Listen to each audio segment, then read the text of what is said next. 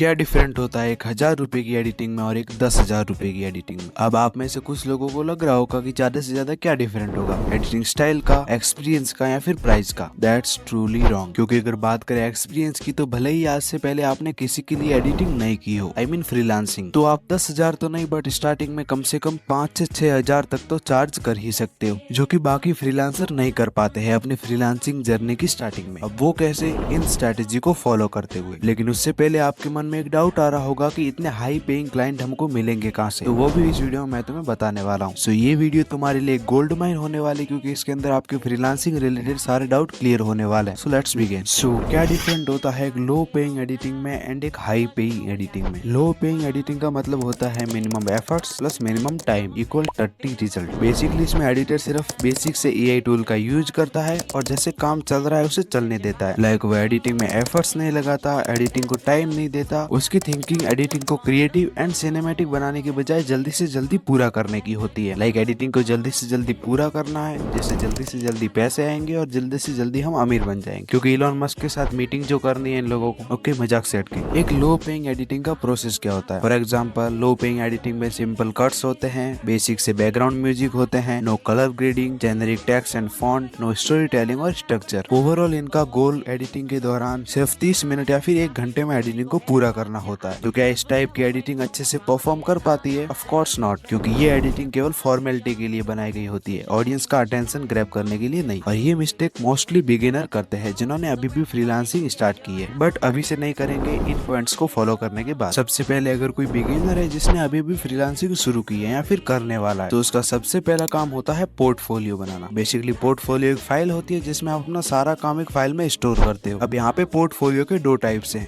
और दोनों ही टाइप्स आपके लिए इंपॉर्टेंट है। फर्स्ट वन इज दैट जिसमें आप अपने सारे अच्छे अच्छे materials, PNGs, background music, overlays and और भी बहुत कुछ स्टोर करके रहते हो, क्योंकि एडिटिंग के टाइम पे तुम्हें सारे फोटोज में उस पीएनजी को ढूंढने की जरूरत न पड़े। And second one is that जिसके अंदर आप अपनी सारी अच्छी अच्छी एडिटिंग की 3-4 वीडियो एक फाइल में स्टोर करते हो। अब इसका काम क्या होता है तो देखो, जब भी कोई क्लाइंट आपके पास आता है तो वो ये नहीं पूछता कि आप कितना चार्ज करोगे, वो ये पूछता है कि आपने क्या करा है और आप क्या कर सकते हो। तो इस टाइम पे आप अपना पोर्टफोलियो उस क्लाइंट को दे सकते हो, जिससे कि वो आपके टैलेंट एंड स्किल को एनालाइज कर सके और उसके रिगार्डिंग तुम्हें एडिटर बनाना है या फिर नहीं ये डिसाइड कर सके। अब एक एडिटर क्लाइंट कैसे ढूंढ सकता है? तो एक एडिटर क्लाइंट को Instagram, Facebook, freelancing platform, overall social media के थ्रू ढूंढ सकता है। वो कैसे? तो देखो, फॉर एग्जाम्पल तुम्हें एक क्लाइंट की जरूरत है तो तुम्हें एक इंस्टाग्राम पे अकाउंट बनाना है एंड उस पे अपनी एडिटिंग एंड अपने एडिटिंग रिलेटेड काम को अपलोड करना है। साथ ही अपने इंस्टाग्राम की बायो में एक मेल डाल देना जिसके थ्रू तुमसे कांटेक्ट किया जा सके। फिर अगर कोई क्रिएटर है जो कि अच्छा कंटेंट प्रोवाइड करता है बट उसकी एडिटिंग अच्छी नहीं है, तो तुम्हें उससे कांटेक्ट करना है और कांटेक्ट करके उससे एक फ्री ट्रायल मांगना है। और अगर वो क्लाइंट एग्री हो जाए तो तुम्हें उसकी एक वीडियो को एडिट करना है और एडिट ऐसा करना है कि बंदा देखते ही फिदा हो जाए तुम्हारी एडिटिंग पे और तुम्हें अपना एक परमानेंट एडिटर बना दे। और हाँ, जब भी तुम क्लाइंट से बात करो तो थोड़ी रिस्पेक्ट से बात करो। और जो मैंने क्लाइंट ढूंढने का प्रोसेस बताया ये तुम किसी भी प्लेटफॉर्म के साथ अप्लाई कर सकते हो। इसके साथ ही तुम वेबसाइट से भी क्लाइंट ढूंढ सकते हो। अब ये वेबसाइट कौन सी है तो तुम चैट जीपीटी से पूछ सकते हो, चैट जीपीटी तुम्हें बता देगा। और जब तुम अपनी फ्रीलांसिंग जर्नी की शुरुआत करोगे तो स्टार्टिंग में तुम्हें तुम्हारी एक्सपेक्टेशन से कम पैसा मिल सकता है, बट याद रखना कि हर बड़ी चीज की शुरुआत छोटे से ही होती है। जैसे जैसे तुम एडिटिंग करते जाओगे वैसे वैसे तुम्हारे अंदर इंप्रूवमेंट आएगी, तुम्हारी स्किल बढ़ेगी और इंस्टाग्राम पे फेम मिलेगा वो अलग। और इन सब पॉइंट्स को फॉलो करने के बाद जो तुम्हारी एडिटिंग निकल के आएगी वो होगी एक हाई पेइंग एडिटिंग, क्योंकि इसमें तुम्हारी एडिटिंग का फॉर्मूला कम्प्लीटली चेंज हो चुका होगा। Like storytelling plus creativity